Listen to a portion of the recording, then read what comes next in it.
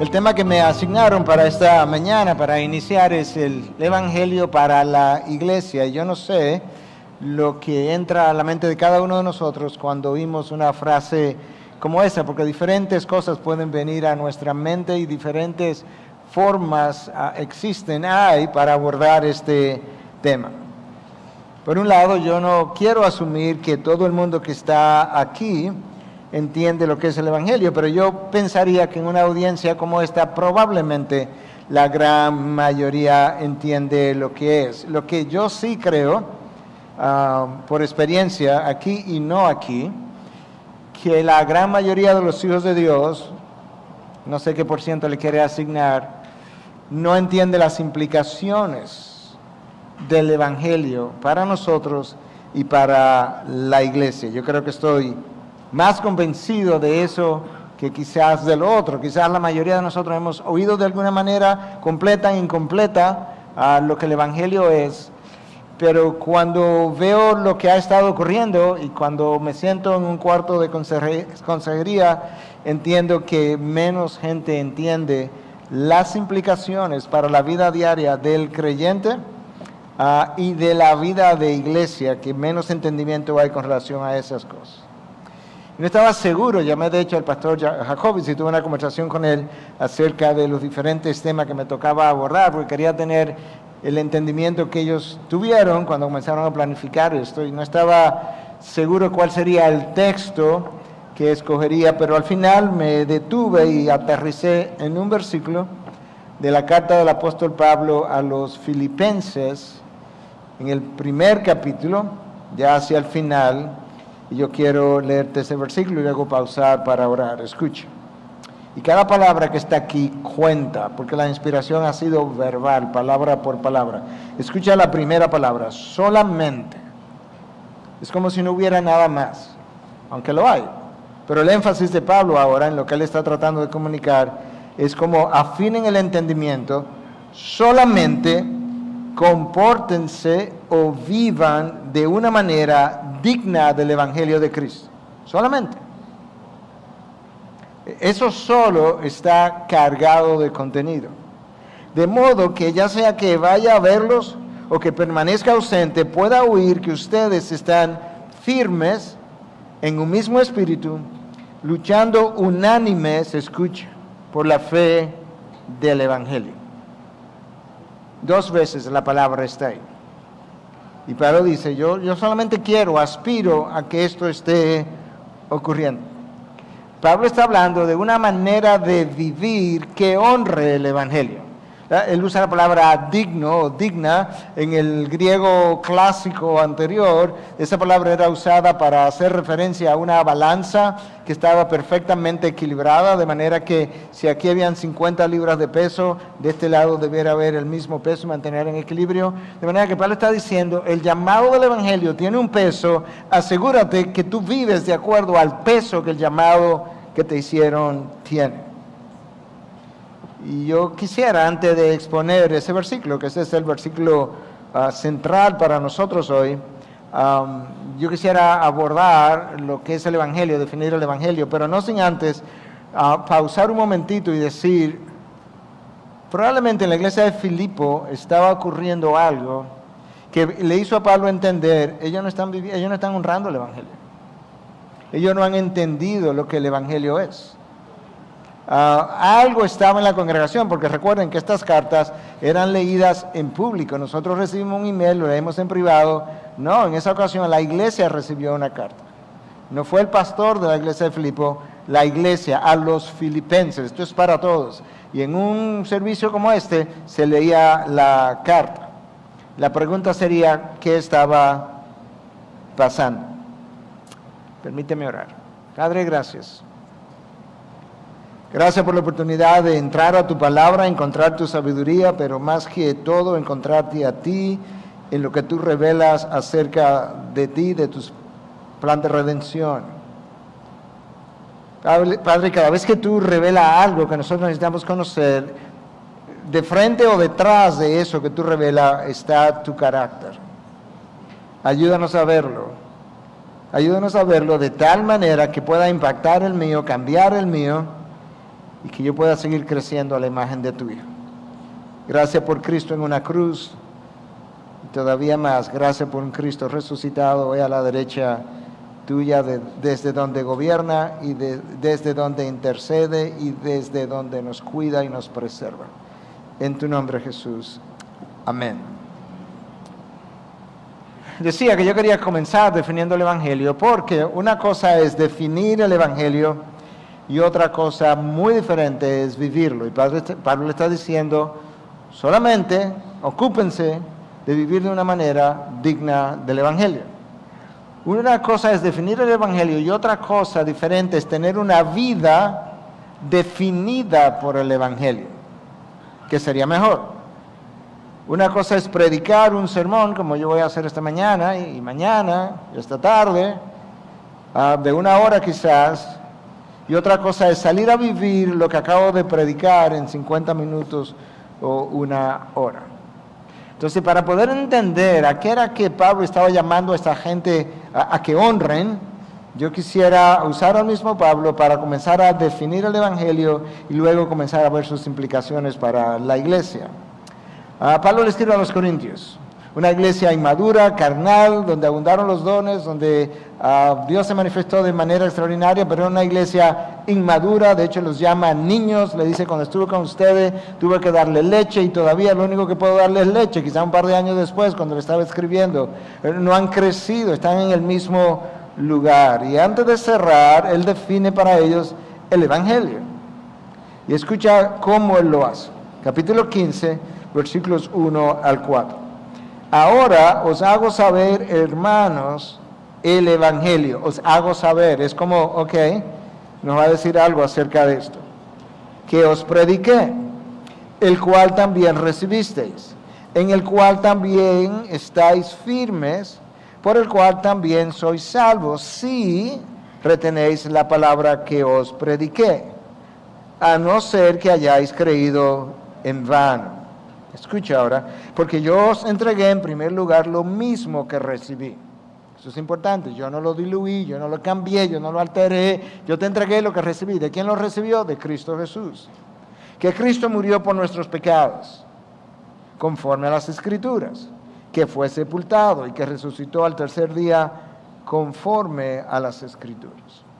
Independientemente de lo que nosotros pensemos que el Evangelio es, algo está claro, es que es un mensaje relacionado a la persona de Cristo, a su muerte y a su resurrección. No puedo definir el Evangelio ni entender sus implicaciones sin pensar en la vida de Cristo, en su muerte, su propósito, lo que consiguió y en su resurrección.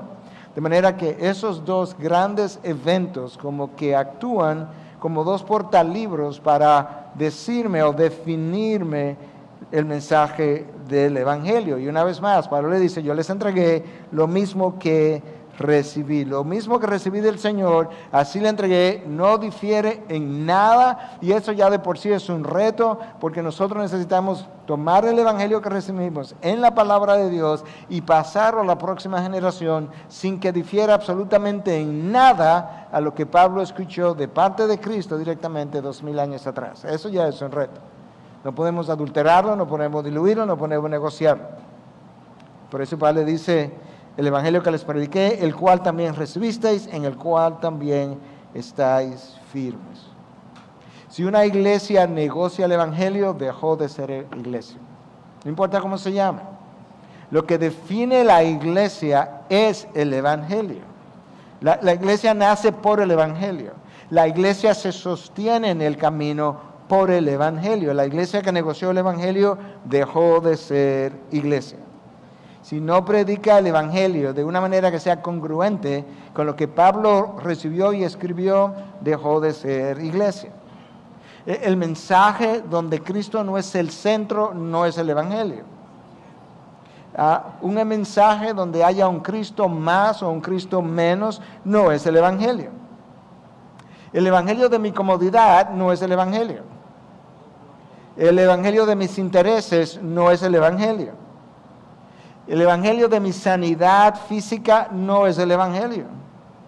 El Evangelio de proclámalo y recíbelo no es el Evangelio. El Evangelio de la prosperidad no es el Evangelio. solo el Evangelio de Cristo es el Evangelio. El mensaje centrado en la vida, en la muerte, en la resurrección de Cristo. Hermanos, nosotros como iglesia no podemos seguir predicando un evangelio que atrae a las masas, pero no convierte a nadie y no transforma a nadie. No podemos hacer eso y tenemos incluso que recordarnos eso a nosotros mismos, que el evangelio por definición es transformador.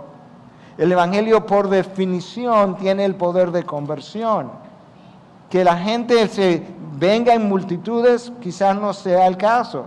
Muchas de las multitudes que estaban con Cristo lo dejaron justamente cuando Él comenzó a definir el evangelio. Cuando Él comenzó a definir sus implicaciones. Cuando Él comenzó a hablar de que había que comer de su cuerpo y beber de su sangre, con todo lo que eso implica, la gente comenzó a dejarlo. Hasta el punto que parece ser que en un momento dado quedaron los 12 discípulos. Y Él tuvo que decirle, ¿ustedes se quieren ir también? Entonces nosotros no podemos continuar con un evangelio que predica bendiciones físicas, emocionales, espirituales, pero que no le recuerda al incrédulo, cuando se lo estamos presentando, que hay un costo que pagar. ¿Qué hombre va a la guerra si no calcula primero el costo? ¿O qué hombre construye algo y no calcula primero lo que le va a costar? Eso salió de las palabras de Cristo. No podemos seguir predicando un evangelio que no le recuerda al creyente, ya hablé del incrédulo, ahora del creyente, sus responsabilidades para con el evangelio. Escucha esta cita de Michael Green, es un autor norteamericano que escribió un libro acerca de evangelismo a través de la iglesia local en nuestros días. En el otro extremo, y más comúnmente, es fácil ver un cristianismo pasteurizado, tal como la leche, que es tratada y embotellada antes de ser servida. Vemos un evangelismo sin radicalismo, que no le molesta a nadie, no desafía a nadie, pero que tampoco transforma a nadie. Es un evangelismo que no tiene nada que ver con un cambio radical, sino que es un proceso gradual de osmosis para entrar en el sistema eclesiástico. Esto está muy alejado del modelo de Jesús, el extremista más radical que el mundo haya visto, que siempre estuvo desafiando a hombres y mujeres a dejar sus formas egoístas de vivir para seguirle. La iglesia frecuentemente ha domesticado a Jesús y ha debilitado las buenas nuevas. Wow. El mensaje pasteurizado, Jesús domesticado y las buenas nuevas debilitadas. Wow. Permítame ofrecer una definición, no la definición, una definición con varios componentes de lo que es el Evangelio, para luego comenzar a ver las implicaciones del Evangelio a nivel personal y a nivel de la iglesia, que no son muy diferentes en un sentido, porque nosotros somos la iglesia. Podemos decir que el Evangelio es la oferta de salvación de parte de Dios hacia el ser humano que pecó contra Él y que lo hizo pasar a un estado de condenación. Esa es la primera parte del mensaje. Esa es las malas nuevas. Las buenas nuevas. Dios en su misericordia decidió no condenar a toda la humanidad y envió a su Hijo para cumplir a cabalidad toda la ley. El cumplimiento de la ley por parte de Cristo es parte de las buenas nuevas del mensaje. Y habiendo cumplido la ley, no antes, Jesús se ofreció a sí mismo en la cruz como sacrificio penal y sustitutivo por el pecado del hombre, aplacando así su ira. Sacrificio penal porque pagó por la deuda y sustitutivo porque murió en mi lugar. Ahí están los dos componentes importantes. Y al tercer día resucitó, que es lo que Pablo menciona, y dejó la tumba vacía, con lo cual él comenzaba a cumplir las promesas y que garantizan las demás promesas. Entonces es un mensaje de buenas nuevas que oferta una vida eterna, el perdón de pecado y una vida eterna a expensa de la sangre que Cristo derramó en el Calvario, con promesas eternas que Él garantizó con la resurrección. La razón por la que ofrezco esa definición, porque entiendo, y hay otras, pero los componentes no deben ser diferentes, que esa definición me permite ver o presta atención a la santidad de Dios que fue violada cuando el hombre cayó. que esa definición preste atención a la incapacidad que cada uno de nosotros tenemos para cumplir la ley, aún después de ser regenerado. Presta atención a la seriedad del pecado que requirió la muerte del unigénito, a la necesidad de la gracia, porque nosotros no podemos cumplir un estándar tan alto. Hermanos, yo no sé, para comenzar a ver las implicaciones del Evangelio, si tú has pensado que tu pecado y el mío eran tan horripilantemente grande y severo que requirió la muerte de Dios para pagarlo. Requirió la muerte de la segunda persona de la Trinidad para pagar por el daño que Adán y todos nosotros hemos cometido y su resurrección para reivindicar la santidad de aquello que había ocurrido en el jardín del Edén. Yo creo que cuando comenzamos a meditar en esas cosas, comenzamos a tener una mejor idea de las implicaciones del Evangelio. En el mensaje del Evangelio, yo decía, hay un elemento que frecuentemente es pasado por alto y es cómo Cristo cumplió la ley. A eso es que llamamos en teología la obediencia activa de Cristo. Cuando Él activamente, durante 30 años, digamos, cumplió la ley a cabalidad, desde que nació hasta que murió, porque eso es lo que lo calificó para ir a la cruz. No podía ir a la cruz sin haber cumplido la ley anteriormente. No pudo haber llegado el día antes, aparecerse como ser humano, sacrificarse el día siguiente, porque había un requerimiento de cumplir la ley. Y luego cuando Él va a la cruz y no abrió su boca, eso es lo que llamamos la obediencia pasiva de Jesús o en teología. Y lo menciono porque R.C. Sproul, uno de nuestros teólogos contemporáneos que murió recientemente, con frecuencia nos recordaba que si lo único que Cristo hubiese hecho era ir a la cruz, Él me perdona mis pecados, me lo deja en un estado neutral. Porque yo no entro a la gloria simplemente con el pecado perdonado, yo necesito méritos. Y yo no los tengo, ni tú tampoco.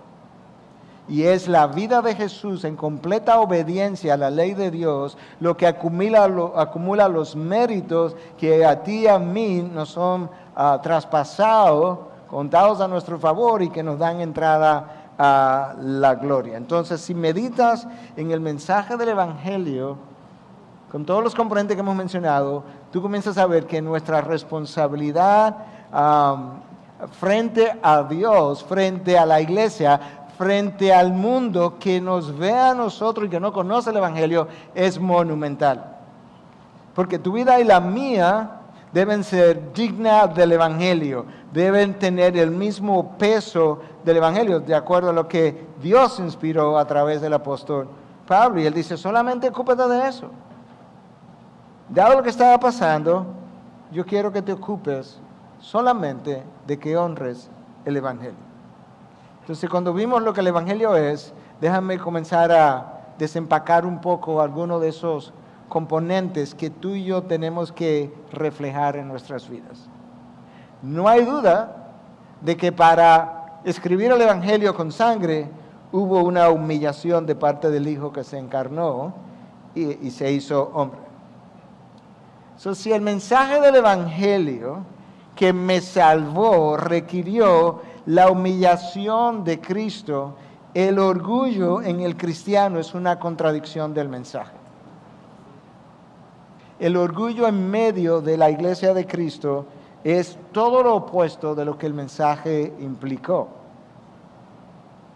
Y cuando nosotros lo vemos, eso es un reflejo de que el Evangelio quizás echó raíces en mi mente, pero no transformó mi corazón. De que yo entendí la semántica, la gramática, el contenido, si tú quieres, del mensaje, pero yo no entendí las implicaciones.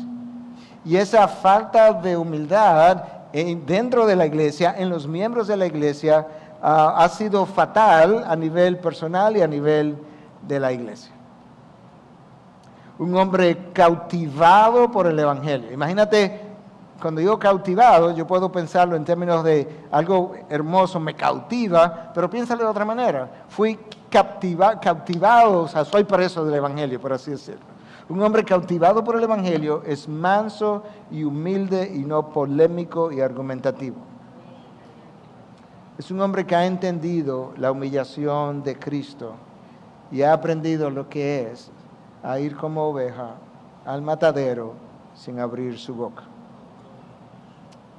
En la definición del Evangelio que te presenté hay un componente de sacrificio de parte de la segunda persona de la Trinidad que muere en mi lugar.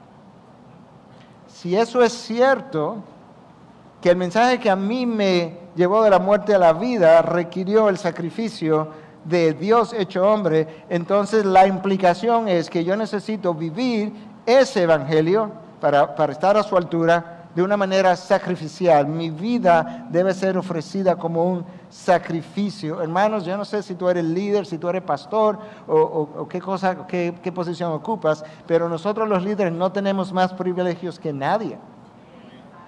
Nosotros tenemos más responsabilidad que otros. Pero nosotros no tenemos más privilegios que nadie. Nosotros somos simplemente, de acuerdo a lo que Pablo le comunica a los corintios, nosotros somos simplemente siervos o servidores de Cristo y administradores fieles, que estamos tratando de serlo, de los misterios de Dios. Más nada. Cuando Pedro escribe como apóstol, él dice, yo, Pedro, apóstol y anciano con ustedes. Uno más, con una mayor responsabilidad delante de Dios.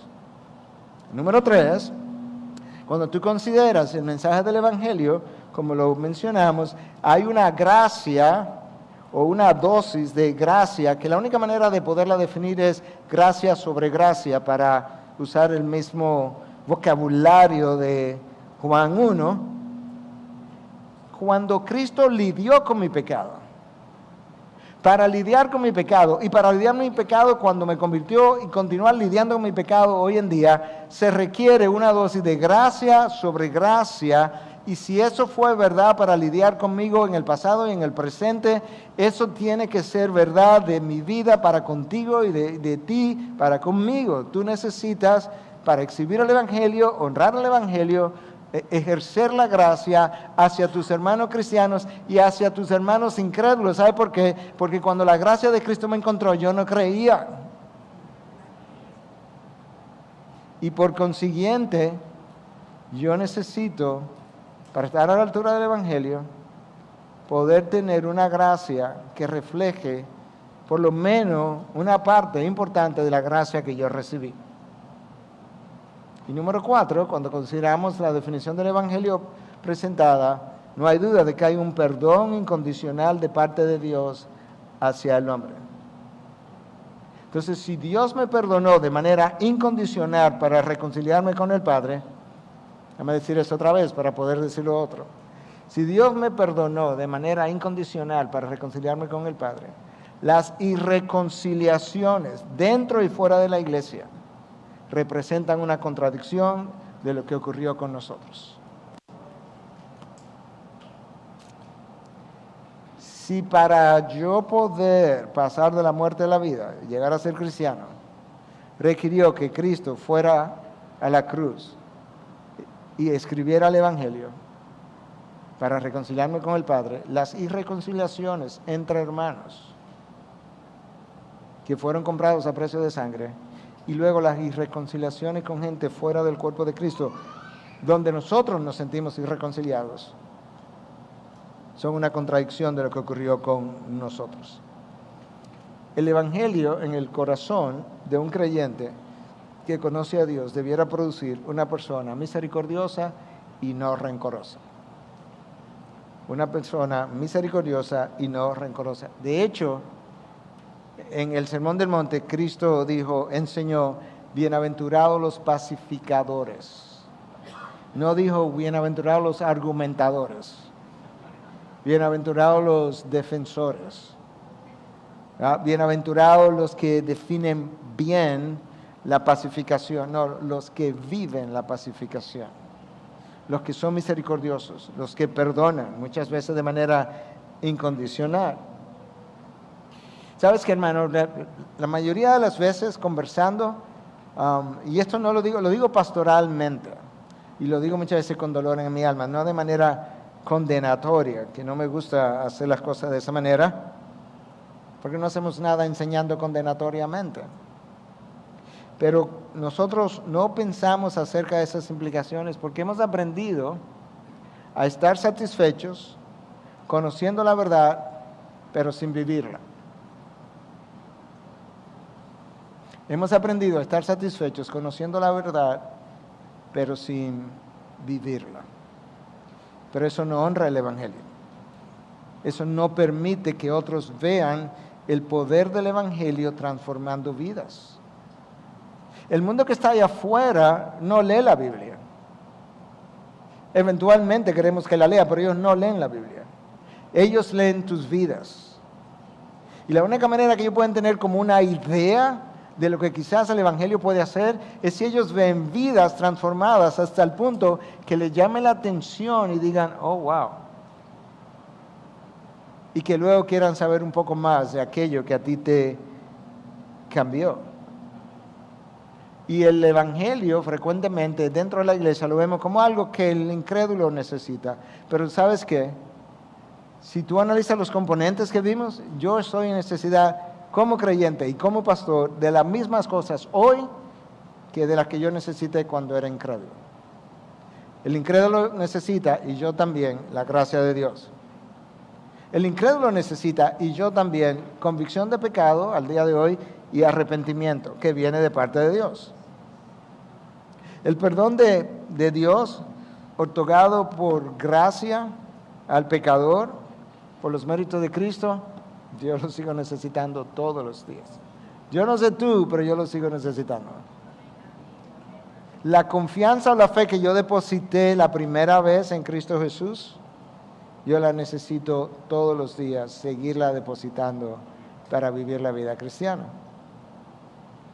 Y la no confianza en ninguna obra que yo haga, que fue requisito para yo entrar al reino de los cielos, yo sigo recordándome que no importa lo bien que yo pueda hacer algo, eso no me califica para mi perdón.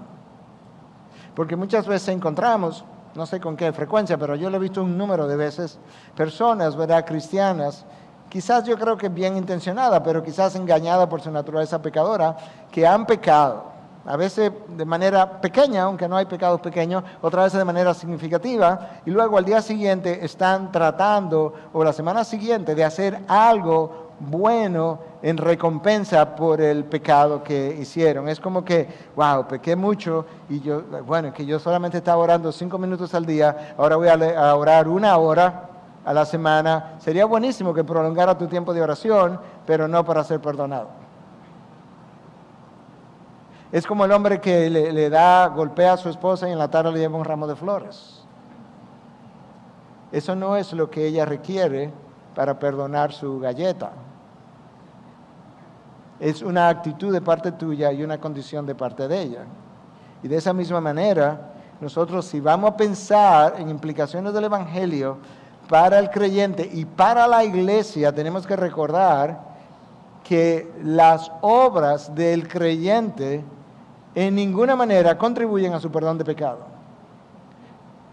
Yo sé que en la iglesia de Roma usualmente es ora tanto Padre Nuestro, tanta Ave María y no sé, algunas otras cosas también. Nosotros no lo decimos así, pero en la consejería con frecuencia nos encontramos gente. Sí, yo había dejado de ir a la iglesia, ahora estoy viniendo más frecuentemente. Excelente, pero no para que te perdonen tu pecado. Porque eso es pensar, eso es un Cristo más. La gracia tuya, más esto que yo estoy haciendo ahora de manera excesiva, o no de más, pero además para contribuir a mi perdón. Recuerda las palabras de Pablo, solamente compórtense de una manera digna del Evangelio de Cristo. Todo eso que yo hago no es digno del Evangelio, o de lo que hacemos, o de lo que el creyente hace. Y yo creo, volviendo a mi pasaje otra vez de Filipo, o de Filipenses, ¿qué era lo que estaba pasando en la iglesia? Que Pablo dice, oye, solamente ocúpense de esto. Porque alguna condición había. Y usualmente cuando esa condición estaba, la carta lo revela. Porque las cartas de Pablo todas fueron hechas con la intención de enseñar a la iglesia, y cuando además de la enseñanza había una corrección que hacer, ahí está la corrección. Y escucha ahora en el capítulo 4 de Filipenses, versículos 2 y 3. Porque yo creo que esto revela parte de lo que había. Ruego a Evodia y a Síntique que vivan en armonía en el Señor. En verdad, fiel compañero, también te ruego que ayude a estas mujeres que han compartido mis luchas en la causa del Evangelio, junto con Clemente y los demás colaboradores míos, cuyos nombres están en el libro de la vida. Pablo está diciendo, oye, alguien tiene que ayudar a estas dos mujeres, Evodia y Síntique. Ellas fueron compañeras de trabajo mío. Ellas han compartido, escucha, mis luchas en la causa del Evangelio, y ahora están irreconciliadas. ¿Qué es esto? ¿Cómo es eso posible? Estos son líderes que están dejando un mal ejemplo, le están dando una mala reputación al Evangelio. Alguien que se movilice y sea un pacificador y una a estas dos líderes dentro de la iglesia, porque esto no está honrando el Evangelio. Y después que yo entendí esas cosas, entendí por qué Pablo escoge una carta como la de Filipenses, de 4 capítulos, donde no va a hablar mucho del gozo, para definir una de las cosas más extraordinarias en teología, que es la encarnación de Cristo en el capítulo 2, la unión de la naturaleza divina y humana de Jesús, que Dios, Cristo, dejó su gloria y se hizo hombre y se despojó de su gloria. En Filipenses 2, tú dices, ¿qué hace este texto pesado que debieron haberlo puesto en Romanos, en esta carta del gozo? No, es que Él está enseñando a estas mujeres y a otros que quizás estaban unos apoyando a una y apoyando a otra. Este es el ejemplo de alguien que se vació de sus privilegios, de sus prerrogativas, de todo lo que verdaderamente le correspondía, y se hizo hombre y fue a la cruz y murió una muerte de cruz. Dos hermanas, líderes, colaboradoras en la causa del Evangelio, no han podido reconciliarse. Eso nos da una idea que nosotros necesitamos el Evangelio para la iglesia de hoy. Una de las razones. Hermanos, definimos el Evangelio, memorizamos el Evangelio, enseñamos el Evangelio, predicamos el Evangelio, pero no lo vivimos. No puede ser. Decimos que el Evangelio es lo que define una iglesia, pero luego no lo vivimos. O decimos que el Evangelio define una iglesia, pero vamos a iglesias que no predican el Evangelio. Entonces, ¿a dónde estoy yendo? Decimos que el Evangelio es un mensaje de gracia, pero no tengo mucha gracia, ¿no? Quiero que los otros tengan gracia conmigo, pero yo no tengo mucha gracia. Entonces, la primera exhortación de Pablo en ese versículo que leí es a vivir de una manera digna del Evangelio. Algunos expertos, eruditos en el lenguaje original, dicen que el texto pudiera traducirse por el contexto romano en el que Pablo estaba de esta manera, y de hecho la Biblia de las Américas sí lo hace: comportaos como ciudadanos dignos del Evangelio. La idea ahí es que, eruditos han especulado, Pablo conoce que el ciudadano romano tenía una alta consideración de sus responsabilidades como ciudadano romano de honrar a Roma. Y que probablemente cuando él está escribiendo esto, posiblemente, él estaba pensando, nosotros somos ciudadanos de otra nación. Si tú como ciudadano romano vives tan preocupado de honrar a Roma al vivir, yo creo que tú debes estar más preocupado de honrar al reino al que tú perteneces cuando vayas a vivir. Y Pablo nos recuerda de diferentes maneras que nosotros aquí abajo pertenecemos a una nación terrenal, pero nuestra verdadera ciudadanía está en los cielos, con otros valores que este mundo no tiene, con intereses que no son los del mundo y con metas que aunque son terrenales, pero tienen un valor eterno. Y si hay algo que a lo largo de la historia le ha quitado brillo al Evangelio, Yo no voy a decir que le ha quitado poder, porque el poder del Evangelio se lo da Dios, que lo inspiró, pero le ha quitado brillo en nosotros, le ha quitado brillo en la iglesia. Es la dicotomía justamente que Bodia y Sinti que estaban exhibiendo, donde no estaban viviendo de una manera digna del Evangelio. No basta con predicar la verdad, no basta con defender la verdad. Hoy en día, sobre todo por las redes sociales, todo el mundo es un apologista de la fe. No importa lo que tú escribas, siempre aparece alguien que te corrige, te amplía, te critica, te condena, pero lo que tú escribiste no está bien. No basta con defender la fe. No es suficiente con enseñarla. Yo tengo que encarnarla. Antes de Cristo venir, había fe.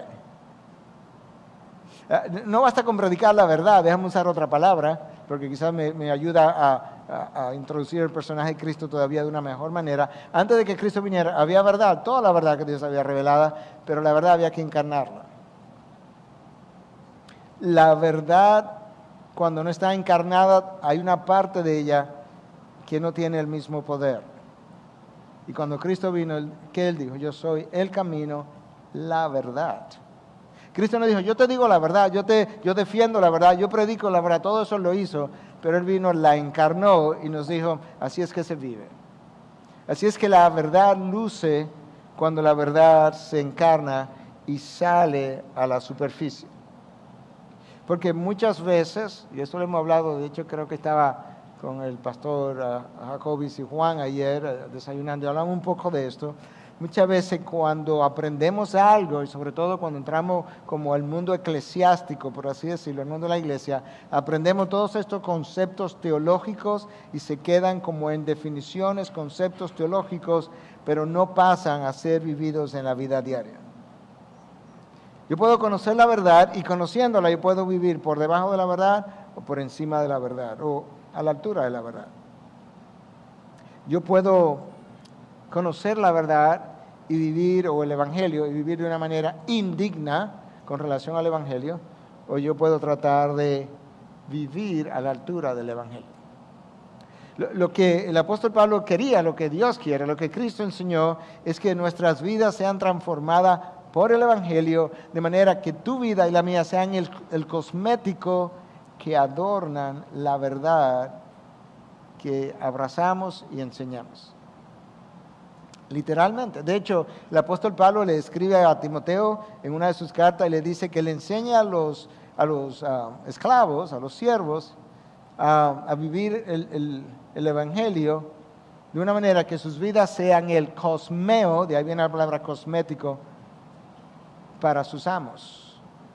O sea, los amos que tenían esclavos injustamente debían tener una idea de lo hermoso del Evangelio cuando vieran a sus esclavos servirle de una manera diferente a como los demás servían. Y Pablo dice, enséñale eso a los siervos, que ellos sean el cosmeo, el cosmético.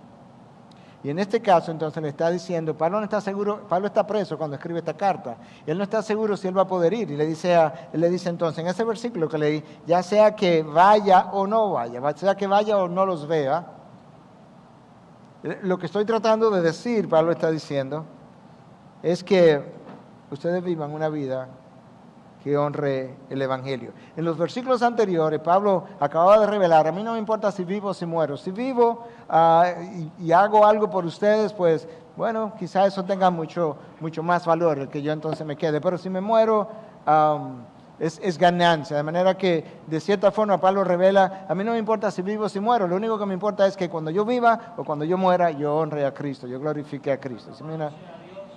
Y en este contexto le está diciendo, no importa si voy o no voy, no importa si me dejan en la cárcel y muero o si me dejan libre, lo que sí importa, yo soy irrelevante, eso es parte de lo que Pablo está diciendo. Lo esencial no es mi visita, lo esencial no es que yo los vuelva a ver, yo soy irrelevante, mis deseos son irrelevantes en cuanto a mi libertad. Lo que no es irrelevante es esto que le estoy diciendo, solamente vivan de una manera digna del Evangelio. Cuando Pablo dice eso, pensemos por un momento, ¿qué implica eso ahora, ya no individualmente, que estuve hablándolo mucho, pero como cuerpo de Cristo? El Evangelio para la iglesia, ¿qué implica? Bueno, por un lado, como hemos estado diciendo, yo voy a tratar de vivir a la altura de esa verdad. Yo voy a tratar de someterme a lo que Dios ha revelado. Pastor, pero mire, nadie es perfecto. No, nadie está diciendo que es perfecto. Pastor, pero si nadie va a lograr vivir al estándar, a la altura del estándar, ¿para qué esforzarnos? No, yo hago mi mejor esfuerzo para cumplir el estándar sabiendo que no puedo. Y el esfuerzo no lo hago en mi carne, sino lo hago dependiente del Espíritu de Dios que mora en mí. El autor del Evangelio dio su vida y escribió el Evangelio con sangre. Tu vida y mi vida debieran estar a disposición del autor del Evangelio. Es como si él está escribiendo historias hoy en día todavía de gente que él está redimiendo. Tú y yo debiéramos ser sus lapiceros para que él siga escribiendo esa historia. Y eso él lo hizo para hacer a gente pecaminosa santas. Y la santidad fue la marca de nuestro Señor Jesucristo por excelencia. Y a esa santidad nos ha llamado Dios. Si la santidad es lo que Él le permite colgarse en la cruz, porque murió sin pecado, entonces cuando yo voy a vivir a una altura digna del Evangelio, yo tengo que hacer mi esfuerzo por honrar eso. Por otro lado, si la humildad fue la actitud que prevaleció en Cristo cuando Él se despojó de su gloria y se humilló a sí mismo, Filipenses 2, al cual ya aludí, y se hizo hombre, entonces de alguna manera mi humildad debe reflejar algo de esa, o mucho de esa humildad. Es ese entendimiento lo que llevó a Pablo a vivir como vivió, a escribir como escribió y eventualmente a morir como murió.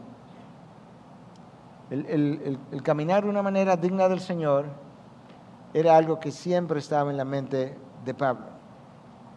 Escucha lo que escribe a los Colosenses en 1:10, para que andéis como es digno del Señor. La misma cosa. A los Tesalonicenses, en la primera carta, en 2:12, para que anduvierais como es digno, a la altura de. Esa es la misma exhortación que le hace a los filipenses con otras palabras. El deshonrar el Evangelio es algo que nunca cruzó la mente de Pablo. Y una vez más, nuestro mundo necesita escuchar el Evangelio porque es un mensaje y ese es un mensaje que consiste en palabras que tienen que ser articuladas y predicadas. Pero el mundo tiene que ver el mensaje. Para que el mundo pueda entender que el mensaje del Evangelio es distinto a las diferentes corrientes y filosofías y enseñanzas de otras religiones. Y lo que hace la diferencia es en el poder que tiene de transformar vida. Entonces, como cuerpo de creyentes, pensemos por un momento, ya hacia el final, porque el tiempo ha ido corriendo, como cuerpo de creyente, ¿cómo yo pienso que podemos por lo menos comenzar a vivir de una manera digna del Evangelio? Yo creo que el versículo 1:27 dice algo de eso. Escuche. Solamente compórtense de una manera digna del Evangelio de Cristo, de modo que, ya sea que vaya a verlos o que permanezca ausente, pueda oír que ustedes, escuche, están firmes, ahora es como cuerpo de Cristo, ustedes, en un mismo espíritu, luchando unánimes por la fe del Evangelio. O sea, como cuerpo de Cristo, nosotros debiéramos caminar en un mismo espíritu y al mismo tiempo debiéramos estar unánimes luchando por la fe del Evangelio. Cuando tú lees la historia de los primeros capítulos de la iglesia, en el libro de los Hechos, eso es exactamente lo que tú encuentras. Escucha, en Efesios 4:32, la congregación de los que creyeron era de un corazón y un alma. Ovejas con ovejas, ovejas con líderes, líderes con sus ovejas, líderes con líderes. Pero escucha lo que sigue, el versículo 33. Ahora, y había abundante gracia sobre todos ellos. Su unanimidad, su sentido de ser de un mismo sentir, de un mismo corazón, atrajo la gracia de Dios que estuvo en abundancia sobre ellos. Ahora pudiéramos decir, con razón conquistaron el mundo primitivo, con razón cambiaron la sociedad. sin luces, sin aire acondicionado, sin sistema de sonido, sin Biblias impresas, sin curso de discipulado, sin material de discipulado, sin libros sobre familia, sobre cómo ser un buen esposo, una buena esposa, cómo criar hijos, cómo ser líderes, cómo ser iglesia. No, sin nada de eso. Lo que no faltó fue ni oración, ni gracia, ni poder de parte de Dios con ellos. De modo que, dice Pablo, puedan estar firmes. O sea, lo anterior está conectado con lo que sigue. Vivan de esta manera, de modo que puedan estar firmes en un mismo espíritu y que puedan estar unánimes luchando por la fe del Evangelio. Una vez más, las divisiones tan frecuentes y tan típicas y tan múltiples en nuestros días no debieran tipificar la iglesia de Cristo. No está en la vida de Cristo, no está en el ejemplo de Filipenses 2 que Cristo nos dejó, no está en la vida ni siquiera de Pablo, porque ese es un mensaje que nos vuelve mansos y humildes. La unidad nos fortalece, la división nos debilita y niega el Evangelio. Escucha cómo Pablo nos llama en Filipenses 4:1 a estar firmes. Aún en el texto de 1:27 nos llama a estar firmes, en 4:1 también, en 1 Corintios 12:13 también, en Efesios 2:18 nos llama a ser de un mismo espíritu y nos llama a estar sustentado por el Espíritu de Dios. Pero la clave tiene que estar firmes, y parte de la firmeza está dada cuando nosotros caminamos en unidad, siendo de un mismo sentir, de un mismo espíritu. Cada creyente que ha caído, y muchos han caído, y líderes han caído en los últimos 10, 12 años, múltiples, pero cada persona que ha caído en un momento de debilidad cuando no estaba firme. Yo tengo que estar firme en el Espíritu, dependiendo de Él, firme en el Evangelio, creyendo a sus verdades y sus promesas. Yo tengo que estar firmes en todas y cada una de las implicaciones del Evangelio. Cada iglesia que ha caído, y son muchas las que han caído, ha ocurrido en un momento de debilidad, no estaban firmes, ya sea doctrinalmente, o debilidad de su liderazgo, o de sus miembros, o todas las anteriores. Hermanos, recuerda, hablando del Evangelio para la iglesia de hoy, y tú eres parte de la iglesia, tu peor enemigo eres tú mismo. Tú lo llevas dentro de ti. Y eso es uno de los problemas, que hasta nos acostamos con el peor enemigo. Porque somos tú y yo. Hay un enemigo que ruge como león, ¿verdad? Nosotros sabemos, externo, pero el peor está dentro de nosotros. Y eso es importante porque no podemos librar una buena batalla espiritual si pensamos que todo lo que a mí me ocurre es porque estoy batallando demonios. Porque la lucha por la verdad es el corazón de la batalla espiritual. No es la lucha de poderes. No hubo una lucha de poder en el jardín del Edén. No hubo una sola manifestación de poder. No hubo una sola manifestación en el desierto cuando el mayor representante del infierno y el mayor representante de la luz se enfrentaron. Lo que sí hubo fue un cambio de la verdad de Dios por la mentira en el Edén y un intento de cambiar la verdad de Dios por la mentira en el desierto. En eso es que constituye la guerra espiritual, en la lucha por la verdad. Por eso Cristo le dice a Pilato: para esto yo he nacido y para eso he venido, para dar testimonio de la verdad. Pero yo no puedo estar firme si yo no conozco la verdad, si yo no vivo la verdad, si yo no encarno la verdad, si el Espíritu de Dios no me ayuda a vivir la verdad. De manera que, si no estoy firme, porque no vivo la verdad, ahora no estoy honrando el Evangelio, no estoy a la altura del Evangelio. Pero hay un llamado continuo de parte de Pablo a permanecer firmes. Firmes en la fe, 1 Corintios 16:3. Firmes en la fe otra vez, 2 Corintios 1:24. Permaneced firmes, Gálatas 5:1. para que podáis estar firmes. Efesios 6:1, 6:11. Para que estéis firmes, perfectos y completamente seguros en la voluntad de Dios. Colosenses 4:12. Estad firmes y conservad las doctrinas que os fueron enseñadas, ya de palabra, ya de por carta. 2 Tesalonicenses 2:15. Resistid firmes en la fe. 1 de Pedro 5:9. Pablo nos llama a estar firmes, permanecer firmes en la fe, en la bondad, en la verdad, en el Evangelio. ¿Firmes en qué? En las doctrinas. Una de las citas que te leí. ¿Cuáles doctrinas? Todas las que están relacionadas al Evangelio, porque son sus implicaciones. Ahora, Pablo les dice a ellos que deben permanecer unánimes luchando por la fe. La palabra lucha es un atleo en el original, implica pelear hombro con hombro.